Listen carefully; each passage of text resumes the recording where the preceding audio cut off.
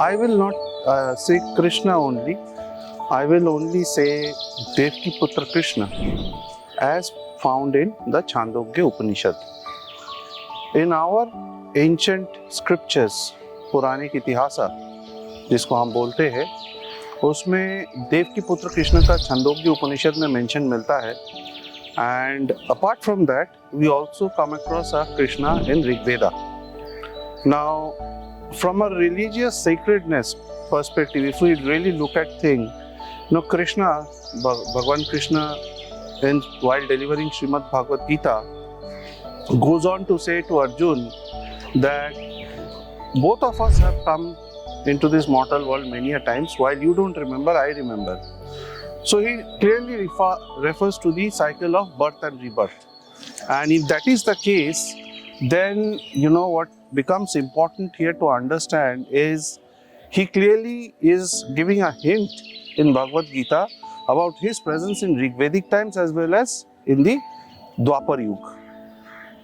Now, what is the relevance of Shri Krishna? Now, what we have to understand that Rup Goswami, one of the key Sara Goswamis of Chaitanya Mahaprabhu, who were responsible for resurrecting Vraj during the Bhakti movement in the medieval period, Rup Goswami was the person who first laid out Krishna's age, Devki Putra Krishna's age, when he was where. Now, if we look at Garg Samhita is the text which gives the detailing of the Leelas of Shri Krishna in Vraj Bhumi, primarily Vraj Bhumi. And what we have to understand here when we say Vraj Bhumi, it is just not confined to Vrindavan or Mathura or Gokul. Vraj Bhumi means the 84 kos Vraj, which consists of Vrindavan, Mathura, Gokul, Barsana, Jet, Govardhan, then Kama or Kamyavan, Mahavan, and then some more places. I mean, the list is very long. But having said so, what is also important for the the viewers and the audience to know is this 84 kos Vraj Bhumi is like a lotus, as described in the Vishnu Puran or Srimad Bhagavatam or in the Brahma Vaivarta Puran. And since you mentioned Krishna Leela, since we are talking of Krishna Leela, obviously the mention of Radha Rani comes in. Now, what is important also for people to know that Radha Rani does not feature in Mahabharat, she does not feature in Harivamsha, she does not feature in Vishnu Puran or the Srimad Bhagavatam. Radha Rani's emergence, or I would say the first first notable mention in the recent times comes in Jayadev Goswami's Geet Govind, where Jayadev Goswami lays down the various leelas of Krishna and Radha in his epic writing. But apart from that, the Brahma Vaivarta Puran also speaks of Srimati Radharani.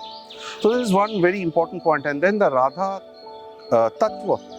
The Radha, I am not using the word cult specifically because cult is more anglicized and Christianized and used by the churches. So we should, consciously stop using the word cult and start using the word Tattva.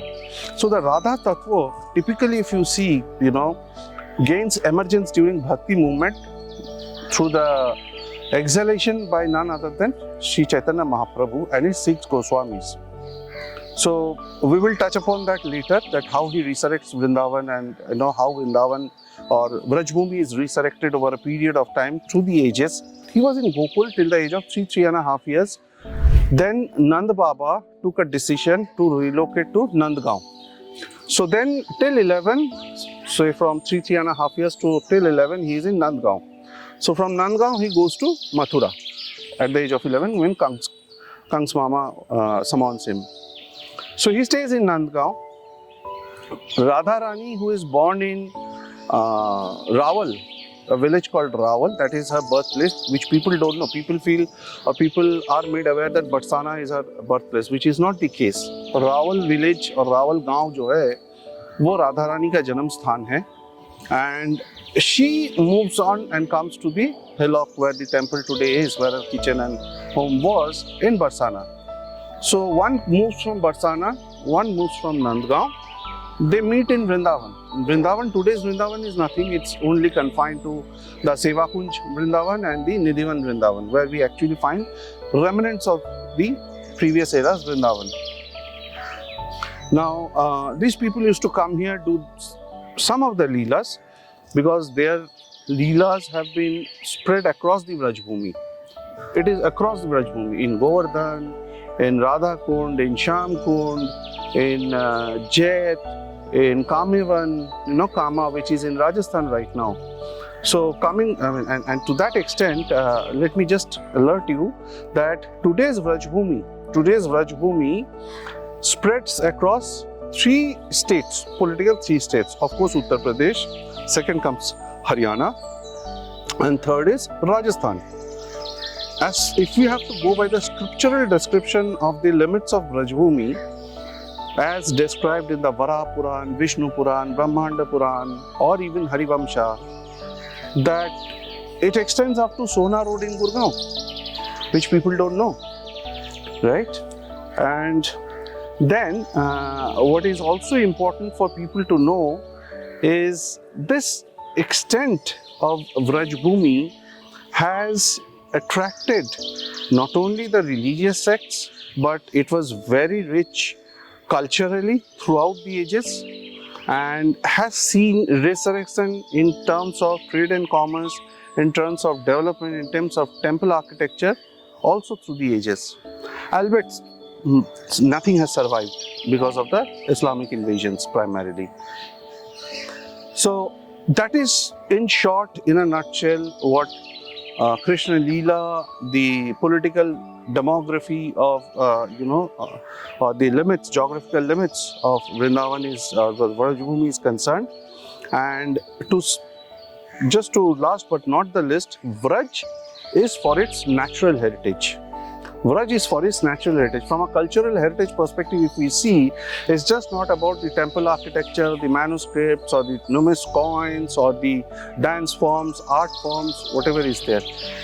Vraj, the basic criteria of Vraj is the natural heritage, the natural beauty of Vraj. You hardly come across any sacred space in Bharat which is primarily based on its natural heritage. And when we speak of natural heritage, today what has survived is 52 plus kunds, sarovars, the Yamuna herself, and Giri Govardhan. And then, as per scriptures, there were some 230 plus vans or forests, of which 48 forests are the main, and out of those 48, main vans are 12. बाकी उपवन है, प्रतिवन है, ऐसा करके classification है. But 12 वनों में, but these 12 main ones, there is slight difference in the scriptures. The Varaha Puran says certain names, the Vishnu Puran gives you certain names, the Padma Puran gives you certain names, the Bhagavatam gives you certain names, but few of the forests are common across all the texts. Vrindavan is of course one of them. Then comes Kamevan, then comes Talvan, and then obviously Mahavan and the village of Maholi, Madhuvan. Now Madhuvan as a site, of course we will discuss it a little later, is probably the only site as per my finding. Of course I can be, there's lots to dig into. Madhuvan is one site that I came across personally, which finds mention from Satyug, right, starting from Swayambhu Manu's Manusmriti, apart from all our ancient texts. So this is, in short, what Vraj Bhumi is all about. Its antiquity per se, and the sacredness as described in the text, and the various aspects of Krishna Leela that happened in various corners of the Vraj Bhumi.